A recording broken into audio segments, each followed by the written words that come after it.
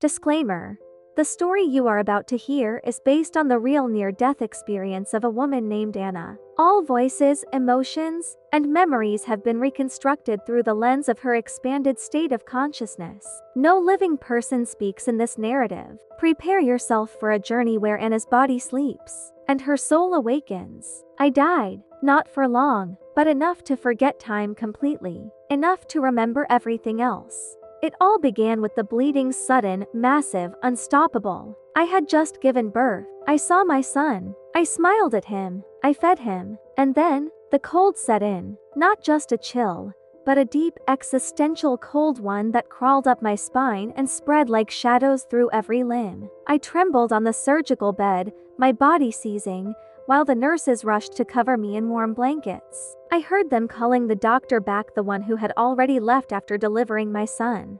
My eyes were closed, but I felt it, the slow fade of life, the way it slips from your extremities first, then creeps inward toward your heart. It was then that a single thought echoed in my mind: God. And I wanted to let go. I opened my eyes, barely, looked at the nurse next to me. My fingers clutched the crucifix resting on my chest, and with the last breath I thought I had, I whispered, "Do you believe in God?" She didn't answer with words. She removed her own necklace and placed it into my hand. And in that moment, I began to rise. I didn't look back at the room, not really. Just a blur of movement below. The alarm sounding. Doctors rushing in. My body, limp and pale. And I was hovering above it, all calm, whole, weightless. Before I could understand what was happening, I was drawn into something I can only describe as a pool of light. But this wasn't water. And it wasn't just light. It was alive, breathing, intelligent, sacred. There are no human words for it. Only one comes close: reality. Because that place, that sensation, that light, was more real than anything I've ever felt on Earth. My life on Earth, it suddenly felt like a brief second in a much longer, eternal journey. I wasn't Anna, the woman who had just given birth. I was something else. I was light. I was consciousness. And I belonged there. I felt everything: joy, peace, knowledge, all at once. I floated in that pool of presence, basking in its beauty, feeling as if I had finally, after lifetimes, returned home. No hunger, no fatigue, no fear, no gravity, just being, singing, dancing, without sound or rhythm, just existing. And that, I realized, was our true purpose: to simply exist in full awareness, in light, in love. I was no longer just floating. I was dancing without music, without a floor, without a body, just movement and awareness. The light embraced me like a mother cradling her child, wrapping me in waves of serenity so deep they felt eternal. And then, as if responding to some silent call, I drifted toward a vast open space, infinite, borderless, beyond time or shadow. It was neither dark nor bright, just pure, limitless presence. There, they appeared. 7 figures made entirely of light approached me in silence. But this silence wasn't empty. It was full of understanding, of knowing. These weren't just lights. They were intelligences, presences, beings with an energy so refined, so loving, that I wept without tears. And then, I recognized one of them. She was my mother-in-law, deceased long ago in the earthly realm. But here, she was radiant, whole, smiling. She didn't speak. None of them did. But her thoughts, her essence entered mine. And I understood everything she meant. "We'll stay with you," she said. "But soon, you'll return." I replied, not with words but with a burst of emotion, "I wish you could stay with us. I wish you could hold your grandchildren." And her answer came instantly, gently, "I already have. Before they were born, we played in gardens, laughed in golden forests, and sang together in places you can't yet imagine. Now, I protect them more than I ever could on Earth."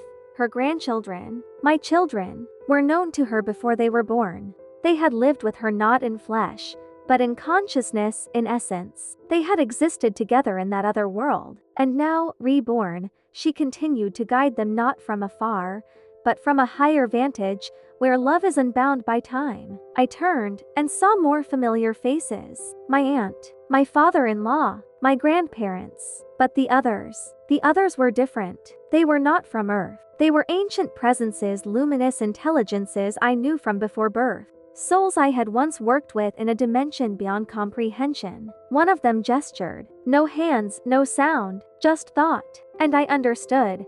Come, there's something you must remember. I followed the beings of light through a space that didn't resemble any structure I had ever seen, and yet, it felt familiar. There were no walls, no floors, no ceilings, just levels like stairs, but made of awareness, movement, intention. It was what I can only describe as a multidimensional library.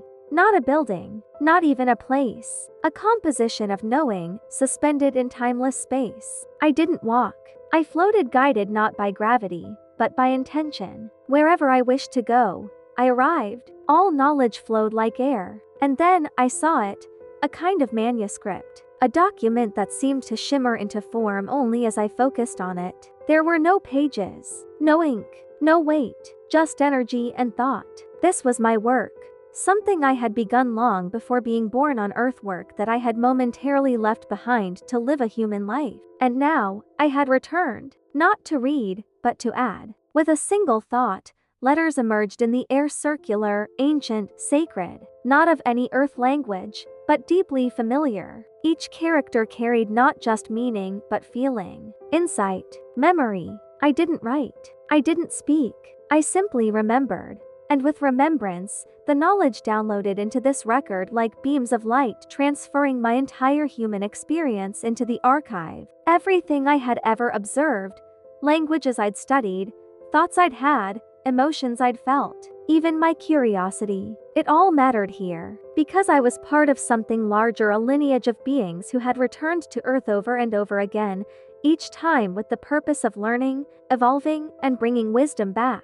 This manuscript wasn't mine alone. It was ours, part of a mission to expand the consciousness of all sentient life. And I realized something extraordinary. In that realm, there was no race, no gender, no culture, no ego. Only essence, only truth, only light and purpose. I looked around and saw others like me, not humans, but luminous beings, each working on their own soul's manuscript. Some adding, some observing, some simply being in deep stillness. Time had no meaning. We weren't rushed. We weren't bound. We were free. And in that freedom, I felt the most profound understanding of all. Everything I had lived, even the pain, was part of a sacred design. I had just added the last thought to the manuscript, a wordless surge of meaning, when something shifted. As if a gentle current swept through the entire library, calling my name without sound. I lifted my awareness, and though no voice was heard, I understood. Anna, it's time. Time? The very notion felt foreign. Here, we were time. We danced within it. And yet, I understood. I had to return. A wave of sadness washed over me, deeper than any emotion I'd ever felt in physical form. Not fear, not panic, but a grief that pierced the soul. A grief born from love, because I had finally remembered who I was, what I was part of, and I didn't want to forget again. I found myself once more above the earth, but this time I was far, far away, suspended in the vastness of space, looking at the blue planet from a distance. And beside me, a presence emerged. I didn't see it with eyes, but I felt it, brilliant, immense, calm. A being of pure light stood with me in that stillness, and without lips, it spoke to the deepest part of my being. Look down. What do you see? I looked at Earth, a sphere glowing with beauty, yet tangled in invisible lines. I see borders. I see divisions. Look again. And suddenly, the borders vanished. Countries disappeared. Languages dissolved. All that remained was a single, unified world, breathing, alive, whole. And the voice returned. That's why you're going back. There was no debate, no argument, just the truth, radiating in energy I could feel in every fiber of my soul. You have a mission, Anna, a message to carry, a thread to continue. I wanted to resist, but the light embraced me once again, not as force, but as compassion. And with one final glance at that magnificent library, I descended, back into the body that once trembled on the surgical bed, back into the world of time, noise, and skin, back with a task yet unfinished. I don't know how I returned to my body. There was no tunnel, no sound, just a soft veiling of memory, as if someone gently drew a curtain across my awareness.